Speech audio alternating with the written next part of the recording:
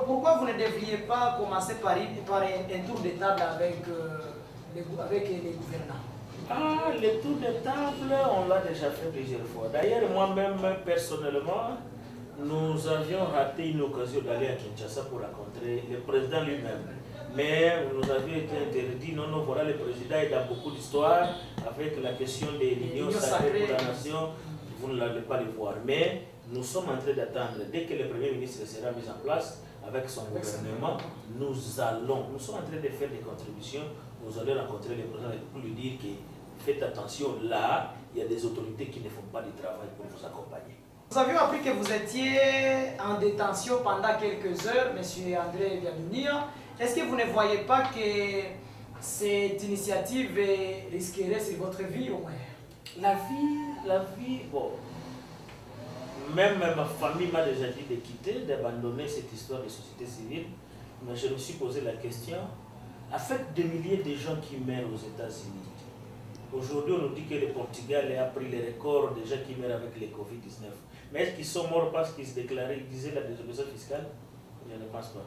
Ils sont morts parce qu'ils ont été atteints par une maladie qu'on appelle le Covid-19. Mais nous sommes en train de travailler pour la cause noble. Celui qui veut nous mettre en prison, il n'a qu'à le faire. Nous n'avons commis organisé aucune rébellion, nous n'avons commis aucune faute, nous n'avons rien fait ni péché contre le gouvernement congolais. Nous avions fait la désobéissance fiscale. J'étais interpellé personnellement, pas interpellé avec une invitation. On m'a appelé au téléphone pour me dire on a besoin de toi ici. Nous sommes partenaires de l'État congolais. Et quand l'État congolais vous appelle, on doit répondre. Je suis parti, j'ai pensé que c'est simplement un entretien. Mais y arrivé, on va me dire que non, non, il y a une autorité au niveau supérieur qui nous demande de vous acheminer. Mais avant tout, on doit vous attendre sur le PV. J'ai dit je suis congolais, si j'ai péché, allez-y. Je suis passé sur un PV à partir de 12h30 jusqu'à 18h30. 8 questions seulement. Et là, on voulait me forcer pour que je réponde selon leur gré. Mais je me t'ai dit, je dois répondre conformément à ce que j'ai comme préoccupation et répondre à vos desiderata. La crainte contre ma vie, contre ma sécurité, c'est Dieu seul qui protège. C'est Dieu seul qui protège. Et ceux qui pensent que nous allons nous dire que non, non, il faut abandonner la lutte, nous n'allons pas abandonner la lutte. Ça va continuer jusqu'à ce que l'État va comprendre que nous sommes ses accompagnateurs, nous sommes ses partenaires, même ne sommes pas ses adversaires, ni des rebelles contre la République. Mais bien sûr, nous sommes des patriotes. La vie, c'est Dieu qui protège. Vous interdisez, vous appelez la population à la désobéissance fiscale, certes. Est-ce que vous ne tenez pas aussi compte des pénalités qu'il risquerait de payer cette population après? C'est pourquoi je vous ai dit qu'il y a un, ça c'est le plan A, il y a le plan B, il y a le plan C, il y a le plan 2. Nous savons très bien, il y aura des répercussions, mais ces répercussions, on a pris des mesures idoines pour les gérer. On a pris des mesures barrières pour protéger les populations qui payent des impôts, qui payent des taxes.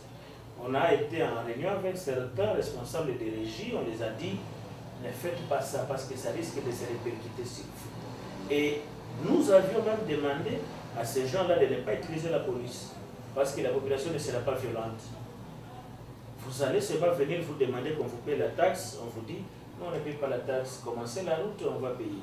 Et si on scellait les portes par exemple? Si on scellait, c'est ça maintenant, nous savons ce que nous allons faire. C'est ça le plan. C'est parmi les plans B. Il ne faut pas que je vous dise de quoi est-ce qu'il s'agit. Vous pensez qu'il sera une désobéissance non violente, au moins?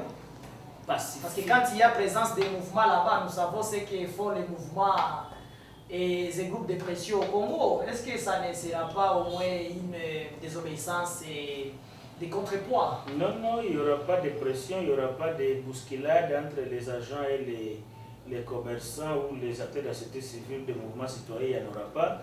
Mais en ce que je sache, c'est que nous allons prendre toutes les dispositions pour qu'il n'y ait pas de dérapage. Parce que nous avons besoin de voir clair.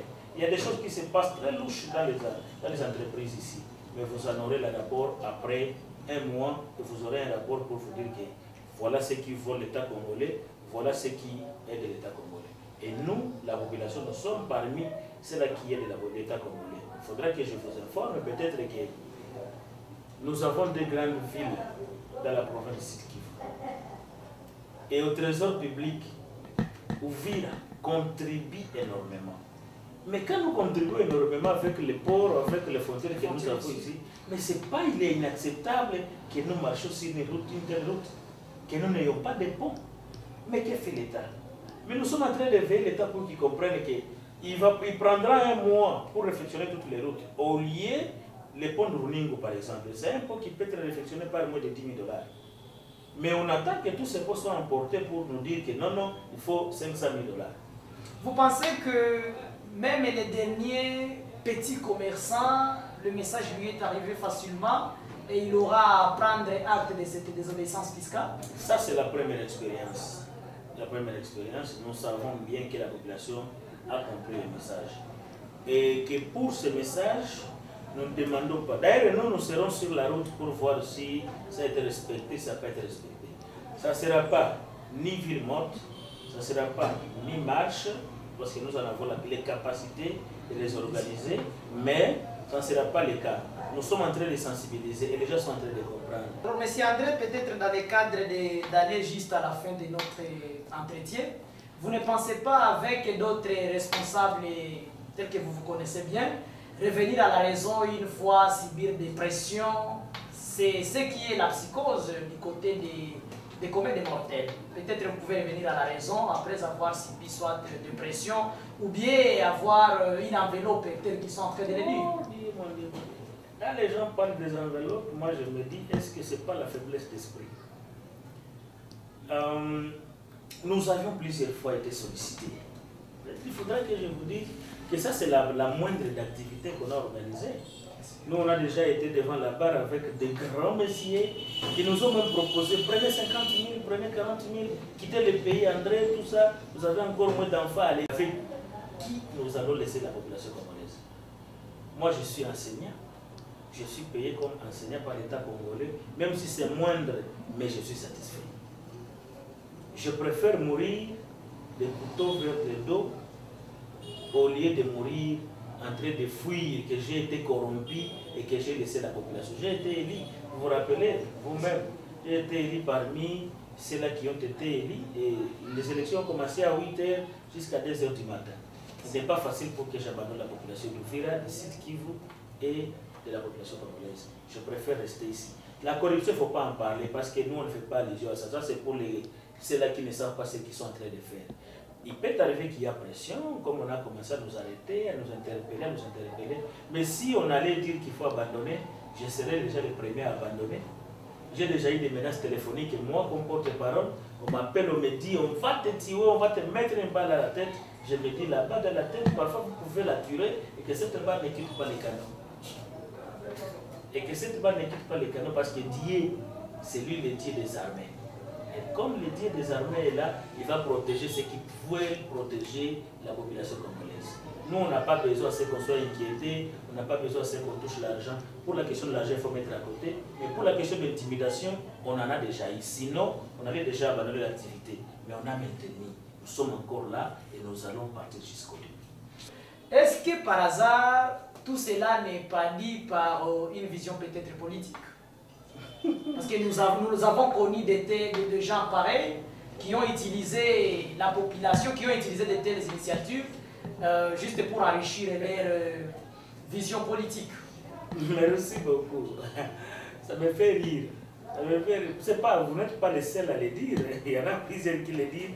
André est en train de chercher comment préparer son électorat en 2021. Je ne suis pas ambitieux de la politique. Il est vrai que ce que nous faisons, vous sentez que ici, Marava ni politique, il va courir moi. Non, non, ce n'est pas de la politique. Tout ce que nous faisons, il n'y a rien avec les préparations 2023. Parce que c'est ce qu'ils prétendent, c'est ce que les politiciens sont en train d'introduire dans les mentales de la population. Parce que pour les politiciens, ils veulent à ce qu'aux côtés de la population, il n'y ait pas les gens qui éveillent la communauté. Et quand vous les éveillez comme ça, ils vous disent qu'on a tayarisha na yaende kesho kwa député. Nous allions déjà être découragés depuis le début. Mais nous, on s'est dit, nous avons la confiance de la population, nous ne devons pas lâcher notre population. Admettons, Je n'ai jamais été condamné par une justice, quoi que ce soit, qu'on me dise que non, non, à Outa Postilac. Mais je rassure d'abord que je ne serai pas candidat, que je n'ai pas des ambitions politiques. À moins que ça change et que les gens disent non, non, non, non, non, non, non. Parmi les amis des sociétés civiles ici, celui-là a déjà fait du bon travail, il peut aller là-bas. Nous allons les soutenir, c'est lui qui va partir. Mais pour André, il ne faut pas espérer en 2023, je ne serai pas candidat. Monsieur André, merci beaucoup pour ces quelques questions. Vous avez un dernier message à placer à la population et surtout aux auditrices et internautes qui vous suivent. Merci beaucoup. Le premier message, c'est aux amis de la diaspora. Parce qu'ils suivent de très loin, ils suivent à travers les médias ce que nous faisons ici. Ce que je vais demander aux amis de la diaspora, c'est qu'ils doivent être comme des vrais patriotes qui ont quitté le pays, pas pour l'abandonner, mais qui ont quitté le pays pour l'aider à partir de là où ils sont. Et donc, ils doivent appuyer la société civile dans tout ce que nous faisons. Ça, c'est un. Deux, ils doivent être unis là où ils sont. À travers leurs corporations, leurs associations, leurs mouvements, comme ils sont organisés là-bas, ils doivent venir en aide à la population. Et on ne demande pas aux amis là de distribuer de l'argent. Donner, André, on t'a envoyé 500. À tel, on t'a envoyé 100 $. On n'en a pas besoin. Mais ils peuvent nous dire, André, voilà, nous on a trouvé que pour réfectionner tel riz, trouver un ingénieur qui peut faire un budget. On va trouver un ingénieur parmi les jeunes gens qui viennent de finir les études, qui vont nous faire un budget. On dit c'est par exemple 10 000 $ ou 20 000 $. Ils peuvent se cotiser à leur niveau. Localement, nous faisons des cotisations et nous construisons la riz qui a été ciblée. Voilà la façon, la manière dont je voulais m'adresser aux amis.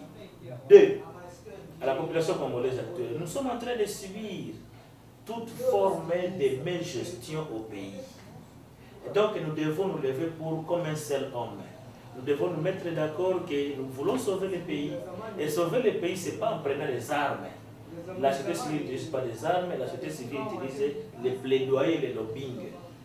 La société civile utilise la pression. Et nous avons besoin de ce soutien-là de la population.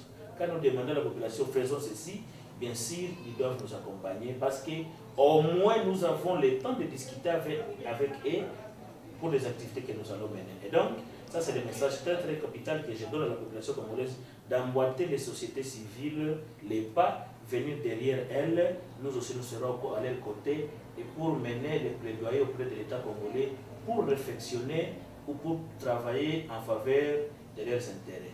Aux autorités, nous ne sommes pas vos adversaires, nous sommes vos partenaires. Et comme nous sommes vos partenaires, vous devez comprendre que tout ce que nous faisons, c'est dans le cadre de vos biens. Il n'y a pas une autorité, un politique qui viendra ouvrir à tromper encore la population. Mais tu es parti, tu as fait 5 ans, tu as déjà fait 10 ans là-bas, rien n'a été visible. Mais aussi, ils doivent être en mesure de dire à la population congolaise la différence entre les législateurs et l'exécutif. Parce qu'ici, il y a confusion. Un député vous dit, on ne t'a pas envoyé pour que tu on t'a envoyé pour que tu ailles dire à l'exécutif et que l'État vienne intervenir en faveur de la population. Et le dernier message, c'est que le 1er février, peuple congolais, tous à la Elongo, tout le monde, tout le monde, unissons-nous pour que la désobéissance fiscale tienne pour l'intérêt de nous tous et pour l'intérêt de nos générations futures. Le 1er février, voilà, c'est son dernier message, c'est son slogan d'ailleurs pour le moment avec ses coéquipiers de certaines autres structures de la société civile. Ainsi, très chers fidèles téléspectatrices et téléspectateurs, ici prend fin notre émission, l'émission Zoom sur la société, une émission qui vous a toujours été diffusée et présentée par Olivier Ramazani Alvin. Et de l'autre côté, à la manette, nous avons Madjaga et son équipe.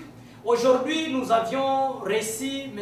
André Biadounia, le coordinateur provincial de la nouvelle société civile accessible congolaise accessible de la province du Sud Kivu, c'est ça je pense. D'ici là, portez-vous bien. Merci beaucoup.